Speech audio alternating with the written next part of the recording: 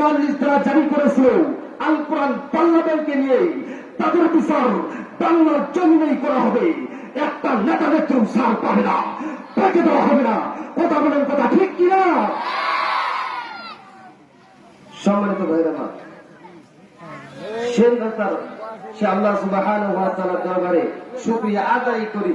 সকলে বলুন আলহামদুলিল্লাহ। সম্মানিত ভাইরা মা, আলোচনা করার বেশি সুযোগ নেই। আমি যে আয়াতে কারিমা তেলাওয়াত করেছিলাম, সামনে একটু মসজিদ দেখা যাইতেছে, এর বিষয়ে কিছু আলোচনা করি।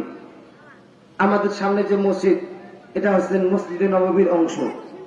বাংলাদেশে যত মসজিদ আছে সকল মসজিদের অংশ। কথা বলেন, কথা ঠিক কিনা?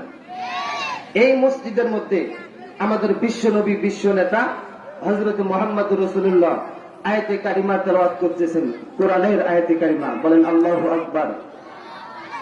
বিশ্ব নবী আমার যখন কোরআনের আয়াতে কারিমা তেলাওয়াত করে, বিশ্ব নবীর চোখ থেকে আল্লাহর জমিনে টস টস করে পানিগুলো পড়তে আরম্ভ করলো। চোখ থেকে বিশ্ব নবী আমার সাহাবাদের সামনে যখন আয়াতে কারিমা তেলাওয়াত করতেছেন আর চোখ থেকে পানিগুলো পড়তেছেন, বিশ্ব নবী আমার সাহাবাদেরকে ডাক দিয়ে বলে,